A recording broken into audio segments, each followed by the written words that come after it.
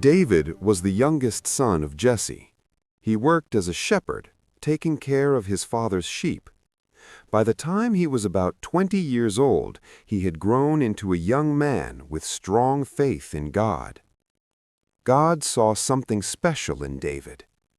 One day, the prophet Samuel came to Jesse's house. He was searching for the man God had chosen to become the next king of Israel. At first, Samuel thought Jesse's oldest son must be the chosen one. He looked strong and impressive. Surely But this God is the spoke one. to Samuel and said, "Do not look at his appearance. I have not chosen him." Then David was called in from the fields.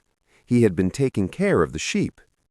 Samuel took the horn of oil and poured it on David's head. From that day on, David was chosen by God. Sometime later, David's father sent him to the battlefield. He carried food for his older brothers who were serving in the army. The army of Israel was facing the Philistines.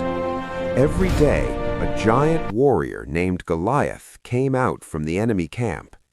He shouted insults at the soldiers of Israel and challenged them to fight him. But the soldiers were terrified. No one had the courage to face the giant. David heard the giant's words and said with confidence, and I will feed you to the birds. His brothers laughed at him. Even King Saul doubted him. But David trusted God. He went down to a small stream and picked up 5 smooth stones. With his sling in his hand and faith in his heart, David walked toward the battlefield. Then David ran toward the giant. He swung his sling and released a stone. The stone flew quickly through the air and struck Goliath on the forehead. The giant fell to the ground. Them! The battle is ours! David had won the battle. The giant who had terrified the army of Israel was defeated by a young shepherd. When the Philistines saw their champion fall, they ran away in fear.